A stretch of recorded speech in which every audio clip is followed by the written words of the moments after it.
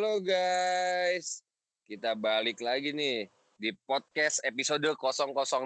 Ya, masih seperti episode yang sebelumnya ya. Karena memang tidak ada pertandingan yang dilaksanakan, jadi kita mungkin topik hari ini ya kita tidak membahas terkait dengan pertandingan, kita akan bahas mengenai yang tidak lain tidak bukan yang lagi populer nih ya, virus corona. Virus yang sampai membuat banyaknya pertandingan selain pertandingan sepak bola juga pertandingan olahraga yang lain juga dihentikan semua ya. Nah, mungkin sebelum gue masuk lebih jauh nih, gue kembali mengundang Dr. Ersat. Halo dok. Halo. Nah, mungkin Dr. Ersat tadi juga akan membantu kita membahas terkait hubungan sepak bola atau olahraga ya pada umumnya dengan virus corona. Lalu juga yang lain nih coba kita tes dulu ya. Coach Aldi ada? Yo, Coach. Fajar Mustar? Nggak ada, adanya Dokter Boyke nih. Mirip sih. Fajar nih. Bro, mau gimana Liverpool? Ya, kita nggak stres banget kan nggak ada. Kita ya, karena kita kan sampai sekarang juga masih podcast at home semuanya kan. Kita semua di rumah masing-masing kan ya, mengikuti himbauan pemerintah kan. Untuk social distancing. Tapi social distancing yang kita lakukan di rumah itu hampa banget ya, nggak ada match bola, semua liga nggak ada. Tapi setidaknya kan kita nggak melihat Liverpool juara ya. Tapi ya nanti kita bahas. Tapi nggak, gue dapat info terakhir katanya paling lambat itu April. 1 Juni, April 1 Juni katanya. Udah ready to go lagi sih Liga Inggris. 1 Juni katanya. Tapi kan kita nggak tahu ya.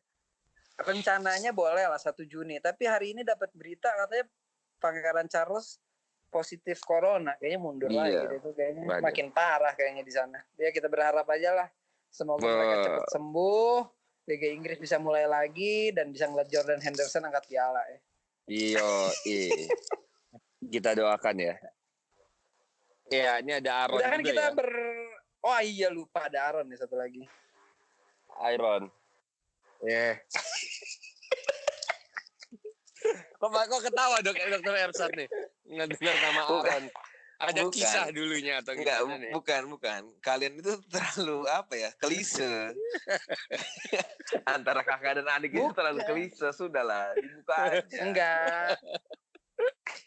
Ini emang topik yang menarik ya kalau ada. Dokter Elsa tuh ketawa.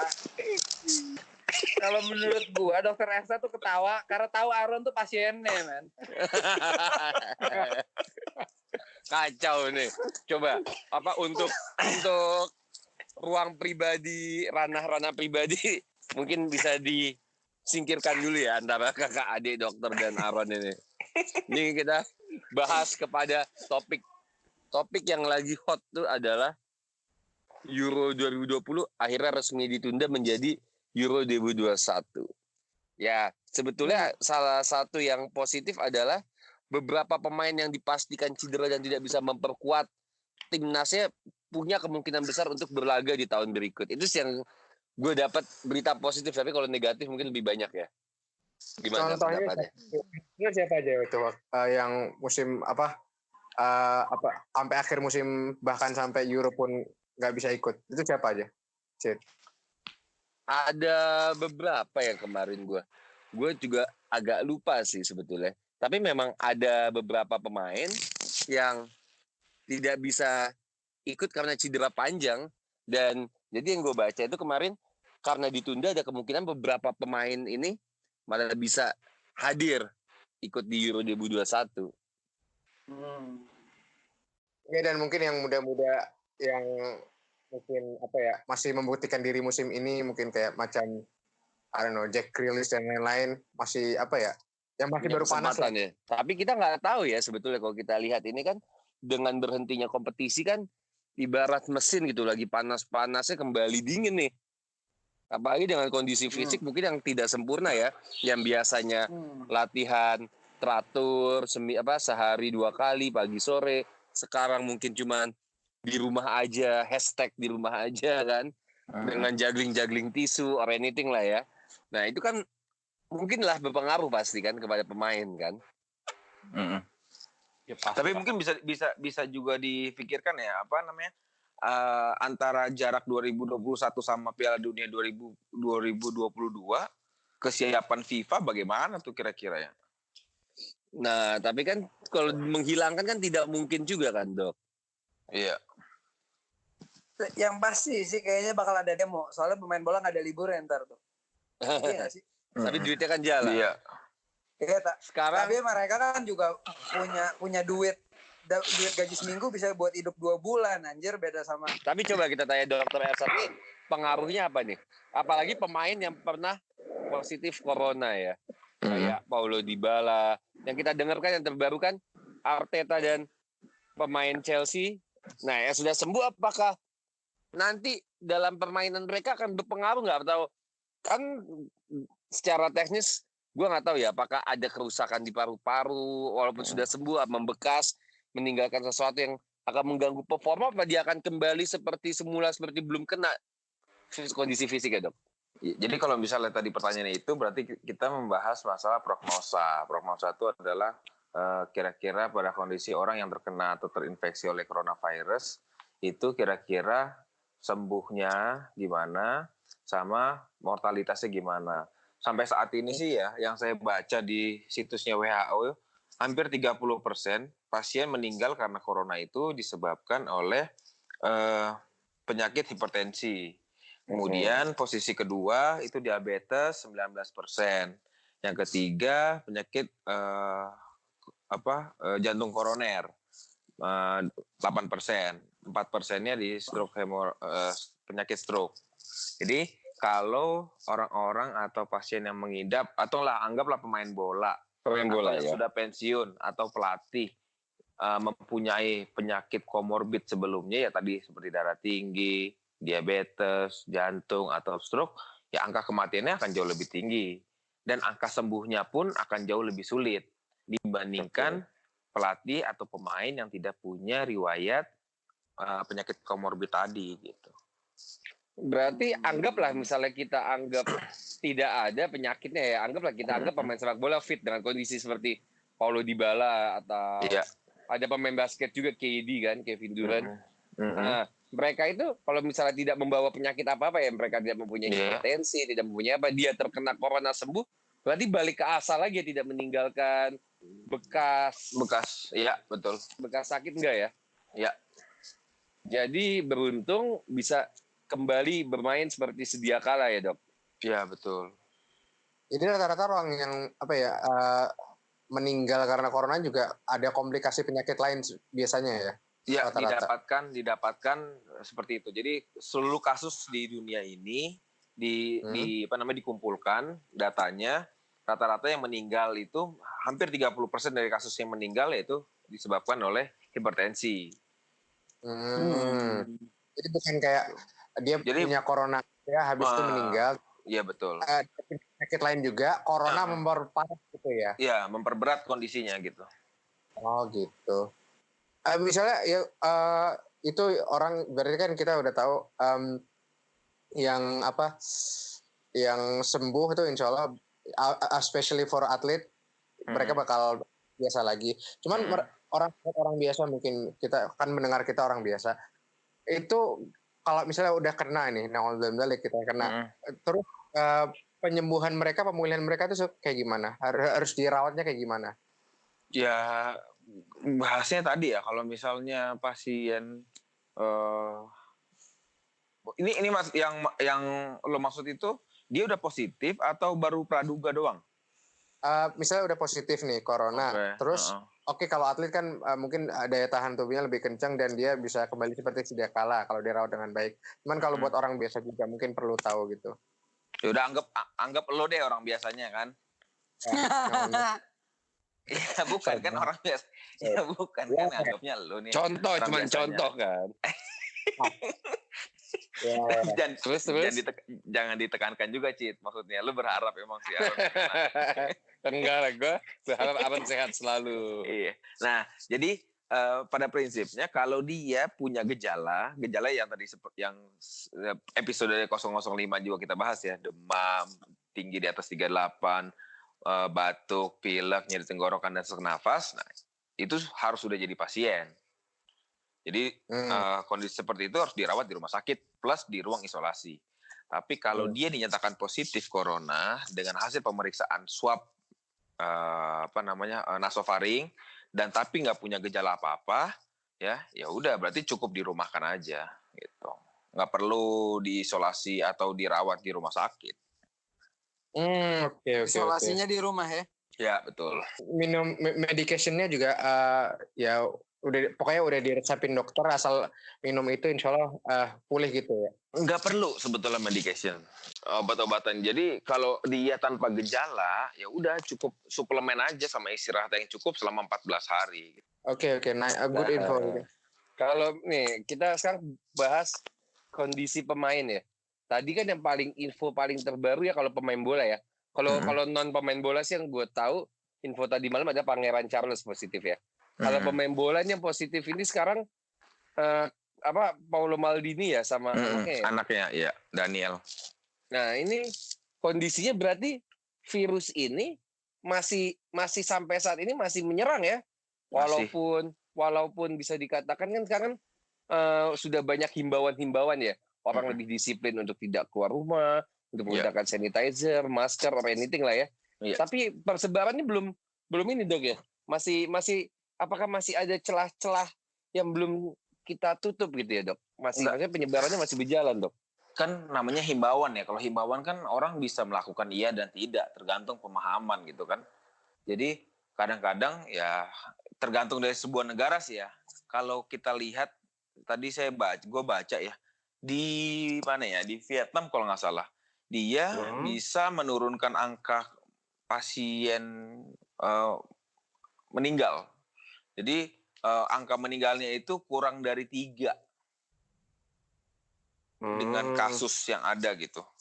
Jadi itu menandakan bahwa ada peran proaktif dari pemerintah dan masyarakat sudah teredukasi gitu. Jadi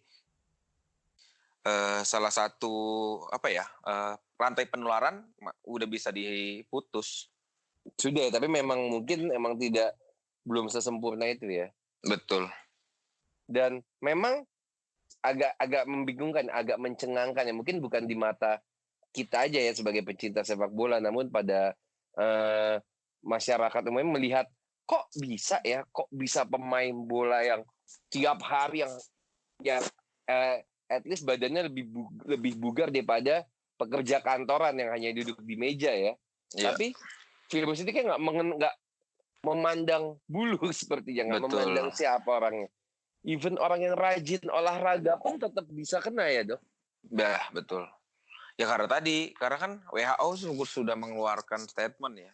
Jadi penularan ini ternyata bukan dari airborne, tapi dari droplet atau dari sentuhan. Jadi droplet itu bedanya droplet sama airborne ya iya. Kalau droplet itu kan ya kita bersin, kita batuk, terus kemudian kita menyentuh tangan kita, nah tangan kita bersalaman sama orang lain, terus megang baju orang lain. Nah itu virusnya tuh diduga bersarang di situ gitu, di baju, di uang bahkan. Uang ya bisa bersembunyi di situ ya? Betul. Nah, yang mau kita tanya nih dok, Euro udah ditunda dok. Olimpiade yang sempat tetap ingin dilaksanakan di bulan Juli sampai Agustus kalau tidak salah ya, akhirnya berdasarkan conference call antara IOC sama Perdana Menteri Jepang akhirnya ditunda juga. Walaupun ya, ini kita lihat ya, ini kan jalannya Olimpiade kan masih lama kan sebetulnya kan, masih bulan Juli gitu. Namun karena udah mulai beberapa negara menarik diri seperti Kanada juga, akhirnya Olimpiade pun ditunda gitu, walaupun jaraknya masih lama. Apakah masih pandemik ya, udah melebihi wabah ya, pandemik ini masih berjalan agak lama dok? Nah, jadi gini ya, seperti yang kemarin juga ya di episode 005 ya. Jadi suatu kondisi tanggap darurat itu sebetulnya tahap pertama itu 14 hari. Jadi itu bisa diperpanjang lagi bahkan sampai 2-3 bulan. Hal itu jadi tergantung dari itu tadi pemerintah pusat dari masing-masing negara gitu ya. Terus dikatakan pandemik itu staging di atas dari endemik gitu. Jadi kalau misalnya udah ada 100 kali peningkatan, 100% peningkatan dari kasus penyakit yang ditemukan di satu negara, itu udah bisa dikatakan KLB, endemik ya. Nah, melebihi dari itu ya disebutnya pandemik. Nih, gue agak sedikit keluar dari sepak bola nih, Dok. Kita coba lihat kondisi di Indonesia kan. Hari ini tercatat meningkat lagi dengan tambahan 107 kasus positif, Dok ya. Berarti hari ini tuh ada di 700 apa 800 ya hari ini tuh ya? Iya. 90 ya hari ini ya? Mendekati ya.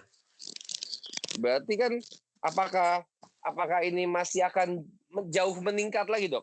Pasti sih.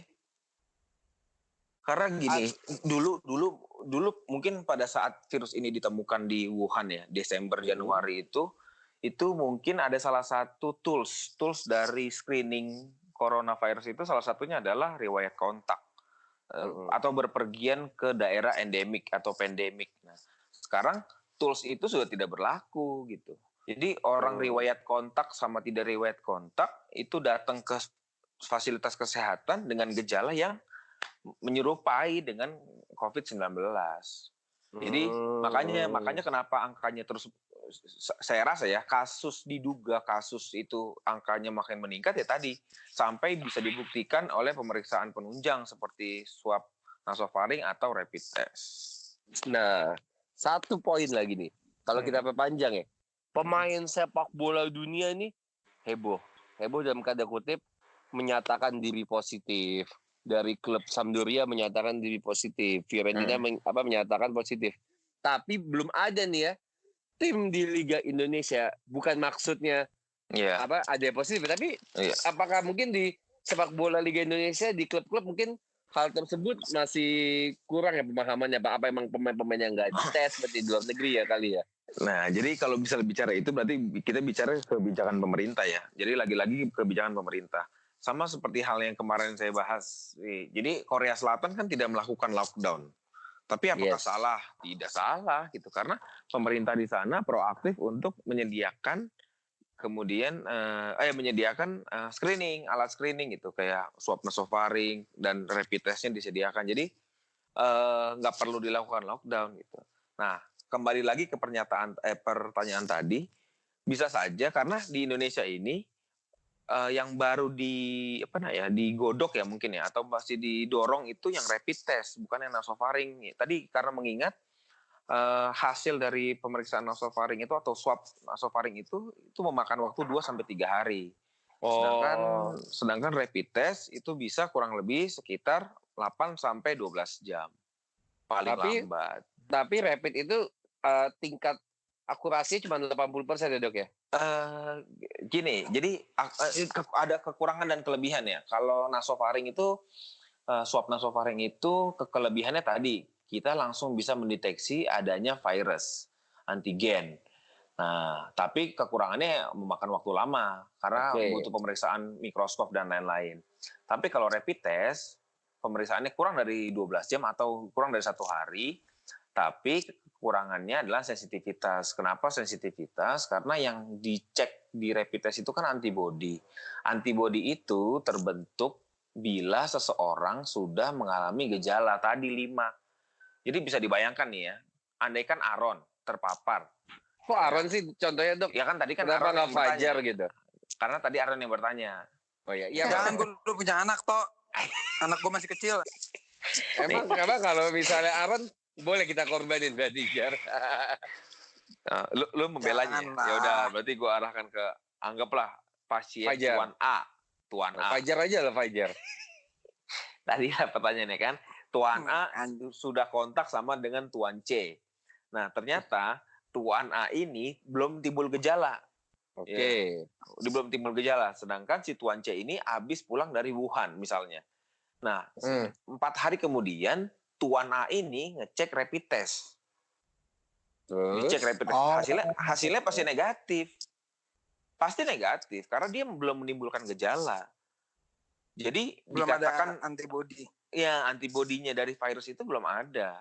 Jadi percuma, pasti akan jadi negatif palsu.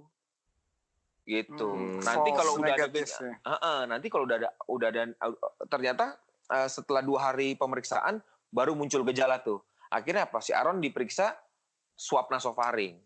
Akhirnya apa? Dengan kondisi seperti itu buang-buang duit. Memang begitu ya, nggak sesimpel itu ya. Iya. Jadi bahkan maaf aja ya kalau sedikit mengarah ke politis ya.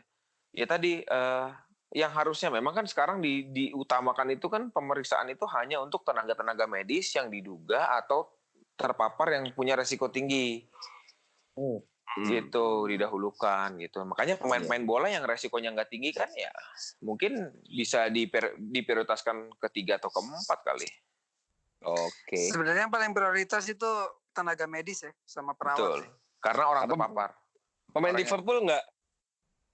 Insya Allah sehat semua. Takutnya kan jadi nggak juara kalau kena. Tapi juara, feeling gue pasti Liverpool juara sih. Kalau tidak di stop. Kalau dokter, ya kelihatan kalau orang pintar makanya jadi dokter tuh. Apa tadi? Nggak benar. Kalau gue sih setuju Liverpool juara. Kalau gue ya, karena secara statistik tidak akan mungkin dikejar. Gimana pun caranya ya. Ya kan walaupun benar nggak sih? Walaupun secara matematis bisa ya. Secara matematis kita berbicara, tapi emang kemungkinannya kecil banget gitu. Mungkin hanya 2-3% kali ya. Cuman karena dengan ada kondisi seperti ini harusnya saat nanti dikukuhkan sebagai juara Premier League 2019-20 itu ada note-nya di bawah akibat coronavirus gitu. Itu lebih kalau nggak ada. Ya kalau nggak ada jadi ya belum tentu juara. Iya. Ya, tapi kan kita belum tahu kan apakah Liga Inggris akan berlanjut atau enggak kan. Tapi kita coba deh, kita cek deh. Kalau Liga Inggris sudah memberikan statement. Memang statementnya belum official ya. Yeah. Cuman kemungkinan Liga Inggris akan melanjutkan pertandingannya di bulan Juni tanggal 1 itu sementara ya. Nah, tapi kita belum mendengar statement-statement dari klub lain nih. Dari liga lain nih. Yang paling berani Liga Inggris duluan mungkin karena ya mereka pertaruhan hak siarnya, pertaruhan duitnya gede banget sih. Atau karena didesak, Ron? Buat gue bukan ide yang jelek juga ya, soalnya kan jadwal Euro yang tadinya terisi kan kosong, ya udah bisa dipakai Liga Inggris gitu loh. Yang masalahnya yang gue khawatirin pemadatannya gimana, karena di Inggris itu kompetisinya paling padat di Eropa. Masih ada FA Cup belum kelar, Liga Champions juga belum kelar. Ini ntar pemadatannya gimana gitu, pemadatan jadwalnya. Ini mungkin 3 hari sekali mungkin. Ya, makanya ini oke, misalnya bisa kita alihin sedikit ke Coach Aldi. Misalnya Coach, lo udah tahu, lo sebagai manajer klub, lo udah tahu kompetisi bakal mulai lagi di bulan Juni. Lo nyiapin pemain lo gimana gitu dengan potensi jadwal yang sangat padat kemungkinan. Kalau gue sih pusing. Soalnya nggak perlu mikirin jadwal itu dulu deh, kayak mikirin kita kosongnya sekarang gitu. Kalau pre-season kan lo kosong, at least masih bisa latihan, masih bisa friendlies, masih bisa macam-macam, kayak balikin fitness levelnya pemain yang nggak main 2-3 bulan itu wah deh gitu. Terus habis itu kalaupun fitness levelnya mereka balik normal, terus mereka dijejelin sama jadwal yang mungkin 3-4 hari sekali main, ya cedera nggak cedera aja udah syukur sih kalau gue. Tapi kalau yang ada, kalau misalnya squad depth-nya nggak terlalu bagus atau nggak terlalu dalam, ya lo bakal setengah mati gitu, karena mau gimana gitu. Artinya jadwal yang ada sebenarnya kalau misalnya ditunda jadi Juni, kan Premier League itu terakhir week berapa sih kemarin, kalau nggak salah masih sisa 7 atau 6 pertandingan gitu ya. Udah nggak banyak ya? Gua kira udah nggak banyak. Masih 10-11 enggak ya? Udah nggak banyak, cuman let's say kita taruh dia di bulan Juni gitu. Let's say bulan Juni mereka mulai lagi 8 pertandingan. 8 pertandingan itu kalau weekend kan berarti 2 bulan. Iya. Kalau misalnya dijejelin jadi 3 hari sekali main kan sebulan. Tapi itu Iya. belum Champions League, belum Europa League. Jadi buat tim-tim yang besar itu lebih PR, apalagi tim-tim yang masih main di kompetisi Eropa. Gitu. Gue malah concern-nya sama kontrak pemain. Karena misalnya kontrak pemain kan nggak habisnya kan pasti di pramusim. Gitu. Mungkin Juni, mungkin Juli gitu. Apa yang terjadi tuh kalau misalnya Juni masih main, Juli masih main, selesainya ternyata Agustus gitu. Nah ini yang tenggang waktu 2 bulan ini dihitung gimana gitu. Kalau misalnya kontrak pemain yang seharusnya bulan Juni atau Juli sudah habis, terus mesti perpanjang, yang 2 bulan ini loh yang bisa urusan legal sih, gue nggak ngerti ya. Mungkin Cito yang lebih paham masalah kontrak-kontrakan gitu. Mungkin kalau gue pribadi sih mungkin ada keadaan overmah ya, ada keadaan kahar yang memang nanti apakah ada perpanjangan sebulan atau memang dihitung dari dihitung bulan yang dia tidak main di bulan ini misalnya dimajukan kan, itu kan mungkin jadi kesepakatan masing-masing antara klub dan pemain ya. Betul. Nah, itu kita ngomongin sama tim yang mau perpanjang kontrak. Gimana cerita kalau misalnya tim itu sudah beli pemain tapi dia belum transfer gitu. Jadi nunggu transfer window berikutnya untuk dia pindah, tapi kontraknya dia mulainya di bulan pas dia pindah itu, which is expected transfer window, which is bulan Agustus atau Juli gitu. Ya hal-hal kayak gitu sih yang lebih bikin klub pusing gitu ketimbang actuality menjalankan pertandingannya, karena ya kalau misalnya jadwal udah keluar pertandingan itu mesti diselesaiin dong, nggak mungkin nggak gitu. Jadi satu pertanyaan coach dari gue, kemungkinan andai kata wabah sudah berakhir dan segala aktivitas dalam sepak bola dijalankan, apakah kemungkinan maksimal semua pemain mengeluarkan kemampuan maksimal dan tim juga apakah akan berkurang? Gini, kalau yang gue tahu ya, ngebalikin fitness level seorang pemain sampai ke titik yang dimana dia bisa bermain rutin seminggu sekali atau dua kali seminggu gitu, itu makan waktu sekitar 1,5 bulan.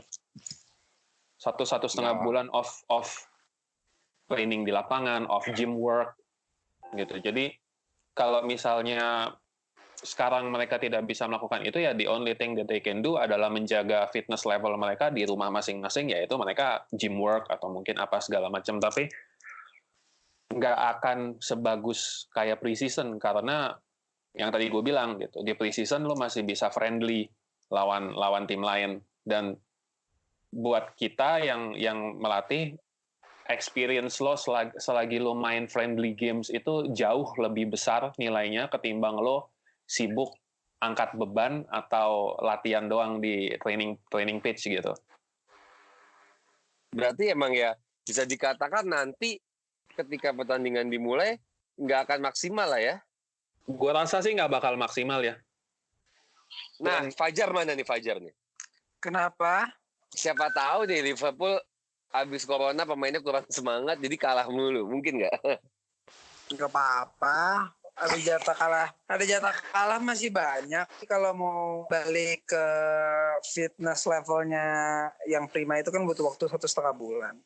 Kalau gue ngelihatnya itu kan setara sama semua tim gitu. Jadi oke lah kita ngomongin Liverpool yang udah kayak tadi Dr. Elsat bilang mungkin cuma 2-3% kemungkinannya dia nggak juara gitu. Tapi Norwich pun juga mengalami hal yang sama gitu. Mereka nggak bisa main. Mereka nggak bisa praktis. Jadi sebenarnya sih imbang. Sama jadi aja, satu liga ini imbang gitu ya. Semua nggak bisa main, semua nggak bisa latihan, semua badannya nggak fit. Sama rata sama rasa nih ya. Iya. Jadi mungkin pertandingan akan imbang. Tapi memang tidak akan semaksimal dan semengotot sebelum wabah corona. Gue malah curiganya nanti akan banyak cedera. Oke. Karena nggak fit. Dipaksakan ya? Ya nggak semuanya siap 90 menit ya? Bukan dipaksakan, kayak itu karena semuanya gini. Kalau kita pelatih itu kita nyiapin pemain nggak cuma buat 90 menit, kita nyiapin mereka itu buat 120 menit. Oke. Kenapa? Meskipun itu liga, kita expect pada saat dia selesai, dia masih cukup sehat, masih cukup fit, masih cukup seger untuk bisa latihan lagi besok malamnya. Oh, baru tahu. Gitu. Jadi jadwal pertandingan itu ada sih kalau kayak beberapa klub di liga yang nggak terlalu ngotot, dia abis main, besoknya dia free day. Ada free day, the whole day dia nggak ngapa-ngapain, dia liburan. Istirahat ya untuk balikin kondisi badan. Dia recovery, istirahat. Tapi ada juga yang dimana lo abis main hari itu, besoknya malamnya lo ada recovery training. Oh, emang beda kebijakan ya? Iya, beda kebijakan. Jadi si recovery training ini, meskipun dia nggak seintens training session yang lain, ya masih tetap ada load kerjanya gitu di badan. Nah kalau lo nggak cukup fit, Bukan berendam es aja. Enggak, kalau berendam es itu persis setelah pertandingan. Jadi setelah pertandingan itu lo dapat massage, lo dapat berendam es, lo dapat ya itulah all that package lah. Massage cewek apa cowok? Ajar, ini PG-13 ya. Di luar ini. Rata-rata masusnya cowok berotot, bro. Bapak biasanya bapak. Males juga gue jadi pemain bola kalau gitu.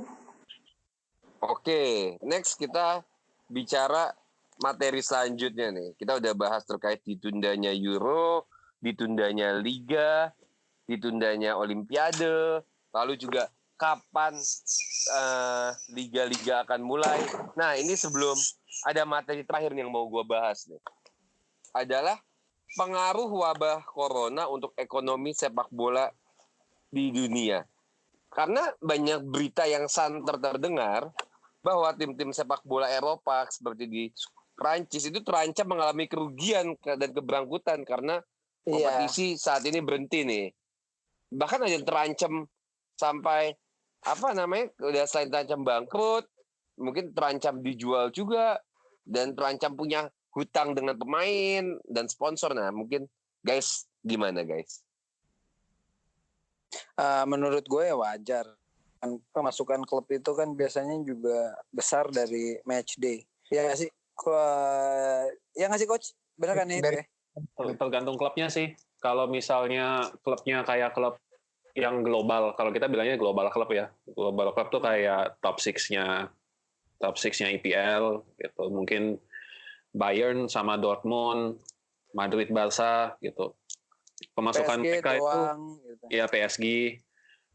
Pemasukan mereka itu kalau nggak salah setahu gue kalau dari match day itu paling cuma 20%. Ya sisanya merchandise. Berarti semestinya nggak masalah ya kalau nggak ada match ya. Kalau sumber pemasukan ternyata bukan dari situ ya. Kalau yang di klub mungkin nggak bakal terlalu berasa. Kalau yang klub-klub yang di bawahnya nih macam klub di Championship gitu kayak Leeds, West Brom atau mungkin ya kayak klub Ligue 1-nya Prancis gitu. Ya match day revenue mereka itu mungkin bisa 60-70% dari pemasukan mereka gitu. Ya kalau ya untuk yang klub kayak gitu, apalagi kayak Ligue 1 gitu kan, dia nggak punya istilahnya hak siarnya tuh nggak gede gitu. Uang hak siarnya tuh nggak gede. Kalau Premier League kan lo di setiap musim, setiap kali lo mulai kalau nggak salah lo dapat 80 apa 85 juta pounds itu rata buat uang TV. Gitu. Nah, kalau buat Ligue 1 yang nggak se-famous Premier League atau Bundesliga atau La Liga gitu, ya pasti nggak gede gitu. Dan itu ngerugiin banget sih, kayak kontrak pemain kan masih harus tetap dibayar, terus misalnya kalau ada bonus, kalau misalnya ada perjanjian yang berlaku mulai beberapa waktu kemudian dan segala macam, efeknya gede sih, gede banget. Dan itu kita ngomongin klub bolanya doang ya, belum bisnis atau UMKM yang ada di sekitar stadion gitu, yang kalau misalnya match day mungkin ada bar, ada restoran, ada souvenir segala macam souvenir gitu. Itu kan karena nggak ada orang yang berkeliaran di situ gitu. Ya sosioekonomik efeknya jadi gede banget. Sekarang gini, mungkin nggak? Kita bicara ya. Apakah efeknya sampai tutup? Karena kan tutup itu kalau ibarat perusahaan gitu ya, udah sampai nggak punya apa-apa lagi loh. Kondisinya apakah sampai separah itu efek Kalau pandemik ini? kalau Pilot, ya pilot kan. Kalau pilot sih mungkin enggak. telepon Hotman Paris aja bro, kalau pilot.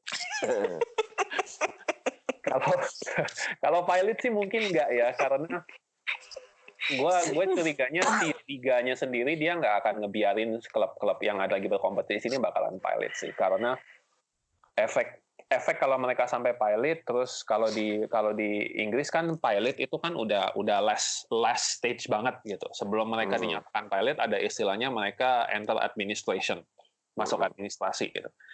Nah, masuk administrasi ini biasanya sama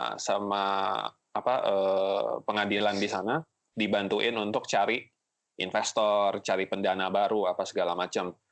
Sambil istilahnya kayak disubsidi sama liganya. Gitu. Nah, tergantung seberapa banyak subsidi yang didapat. Gitu. Liganya bersedia nge-subsidi seberapa besar. Oke. Ada kemungkinan nggak kan kayak macam Leeds United dulu ya sebenarnya mereka nggak degradasi karena kalah poin atau kalah posisi stable, tapi karena kondisi finansialnya. Ada kemungkinan nggak klub yang di divisi utama bisa didegradasi gara-gara ya kondisi keuangan gitu? Karena ya corona ini. Iya, peraturannya kan memang begitu. Jadi beberapa nggak usah jauh-jauh ngomongin Leeds United deh, kayak kemarin gitu di Liga ASEAN aja, di Liga Thailand ada 4 klub yang di-dissolve gara-gara mereka menunggak gaji pemain. Itu bulan lalu. Kalau nggak salah satu klubnya malah umurnya udah 90-an tahun. Sama liganya di-dissolve aja gitu. Tapi kalau misalnya balik ke apakah mereka akan mengalami pengurangan poin terus jadi turun divisi atau enggak, kalau menurut gue sih agak nggak fair kalau liganya melakukan penerapan seperti itu, karena ini yang ngalamin kan satu negara, bukan cuma satu klub doang gitu. Bukan karena klub ini terus di manage-nya atau dijalaninnya dengan nggak beres terus mungkin jadi ngutang sana sini, kan nggak. Ini kan ya apa ya, KLB gitu, force majeure. Betul. Iya. Kondisinya memang kurang pas lah ya. Tapi ini berdampak juga nggak sih ya ke transfer window misalnya? Pasti. Karena kayak yang tadi gitu. Misalnya pemasukan mereka berkurang. Harga transfer atau inflasi ini kan jadi nggak masuk akal lagi gitu. Siapa yang mau beli center back harganya 80 juta euro lagi gitu. Siapa yang mau beli ada pemain tengah harganya 50 juta euro lagi. Nggak make sense ke depannya. Oke. Jadi mau nggak mau, kalau transfer window-nya tetap seperti ini, ya gerakan transfer tuh nggak bakalan ada yang jalan. Jadi mau nggak mau itu harga itu mesti ngikutin turun. Kita mungkin nggak akan lihat lagi kayak transfer 120-150 juta pound gitu. Untuk beberapa waktu ke depan mungkin kita nggak akan ngelihat lagi. Artinya bakal ada deflasi nilai pemain lah ya, transfer. Dan gitu ya. Bukan karena pemain itu tidak seberharga itu sekarang, tapi murni karena kemampuan klub untuk membeli itu sudah tidak setinggi dulu. Ini kan prinsip-prinsip ekonomi dasar gitu. Pada saat lo sudah tidak mampu membeli sesuatu dengan harga yang sebelumnya dan itu berpengaruh ke semuanya, nggak make sense kalau misalnya harganya tetap setinggi itu, karena harus tetap ada transaksi untuk ekonomi itu berjalan gitu. Oke. Sip. Sekarang nih sebelum kita tutup nih, gue ada satu pertanyaan buat Dr. Ersat. Dok, secara statistik ya, mungkin kan dokter kan juga udah cukup berpengalaman ya. Kira-kira kapan sih berhenti secara hitungan aja, secara matematis kapan sih wabah ini akan berhenti? Apakah cukup lama? Apakah akan quick recovery, akan lebih cepat atau bagaimana? Ya, kalau itu jawabannya ya sama ya. Pemerintahnya bisa proaktif nggak seperti apa yang bisa ditunjukkan di salah satu negara di dunia ya, kayak Korea Selatan kemarin gitu.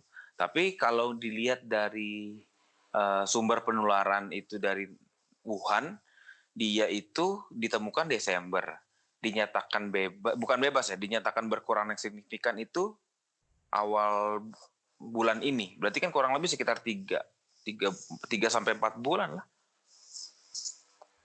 Jadi kemungkinan liga dimulai Juni itu udah paling cepat mungkin ya Dok ya? Mungkin iya, tapi bisa juga lebih cepat tergantung dari langkah-langkah konkret ya yang dilakukan oleh masing-masing pemerintah atau masing-masing negara gitu. Oke, thank you Dok. Buat pendapatnya mungkin sebelum gua tutup nih, ada yang mau ngasih statement mungkin teman-teman nih. Ya udah, kalau gue sih mau ngasih statement teman-teman yang dengerin, ya mudah-mudahan ini bisa jadi pelipur lara kalian kalau misalkan yang udah bosen di rumah aja. Yang gue baru ngerasain sih yang namanya seminggu lebih di rumah nggak bisa ngapa-ngapain tuh emang bosen banget sih ya. Tapi ya emang harus kita lakuin. Jadi gue menghimbau teman-teman pendengar juga, ya nikmatin aja lah di rumah lah. Mudah-mudahan ini badai cepat berlalu. Yang penting yang gue keselin nggak ada bolanya mungkin men. Berasa minggu tuh lama banget tuh. Iya, bener. Hampa. Ya, nggak usah. Gue tahu yang di sini tuh nggak usah pada terlalu kecewa lah sama lo nggak bisa ngapa-ngapain. Yang paling kecewa tuh di sini sebenarnya gue anjir. Di luar di depan mata bisa begini tiba-tiba. Aduh ampun itu rasanya. Mungkin kalau gue boleh nambahin, apa ya, kita kan konteksnya podcast ini biasanya ngomongin bola gitu. Ini udah 2 episode kita ngomongin wabah yang efeknya nggak cuma ke bola tapi ke seluruh penjuru sosioekonomi dunia gitu. Gue sih cuman mau ngingetin aja bahwa ini nomor 1, ini sebenarnya kalau menurut gue ya, mungkin Dr. Elsat bisa ngevalidasiin juga. Kalau menurut gue ini terlihat parah, tetapi sebenarnya tidak separah yang diomongin banyak orang. Gitu. Jadi ya memang kita harus ambil langkah preventif, ibaratnya cuci tangan yang benar, jaga kondisi higien kita yang benar. Tapi di sisi lain kalau kita ngomongin sepak bola, it's just a game, man. Gitu. Jadi kayak ada hal-hal lain di luar sana yang lebih penting gitu, lebih prioritas ketimbang sepak bola dan fanatismenya gitu. Gue sih cuman mau ngingetin aja sama para pendengar yang mungkin kalau pernah dengar kayak cerita fans jadi pada berantem terus tawuran apa segala macam di stadion terus ngancam pemain apa segala macam gitu. Kalau lo sempat dengar orang atau kerabat atau orang-orang di dekat lo yang pernah berniat seperti itu atau lo ngebenci orang karena dia ngebela tim apa sampai segitunya banget atau lo ngelihat fans lawan yang gimana banget, kayak it's just a game, man, gitu. Di saat penyakit ini, wabah ini melanda juga kita semua orang gitu loh. Yeah, life is bigger than football. Agree. Thank you. Mungkin semoga cepat berakhir. Ya, semoga cepat berakhir. Jadi mungkin next, makasih semuanya udah memberikan pendapat. Nah, buat teman-teman semua, pokoknya stay safe semuanya, di rumah aja, tetap dengerin kami, follow IG kami di podcast Pink Lab, dan mungkin next kita akan bahas mungkin review pertandingan yang sebelumnya. Mungkin kita akan bahas kejuaraan sebelumnya kali ya guys. Mungkin kita bisa bahas nanti ada Piala Dunia 98 atau Piala Dunia 2002 atau mungkin pertandingan klasik yang sangat diingat orang gitu. Kita bisa bahas El Clasico. Piala Dunia 98 gue belum lahir, bro. Liga Champion 2007. Ya, Madrid yang juara Champion. Kita akan banyak materi deh. Yang Ancelotti. Yang baru-baru aja sih Champions 2019 gitu kan. Iya, bisa juga. Kita nggak menutup kemungkinan untuk itu. Oke, semuanya. Thank you. Sampai ketemu di episode berikutnya. Ciao.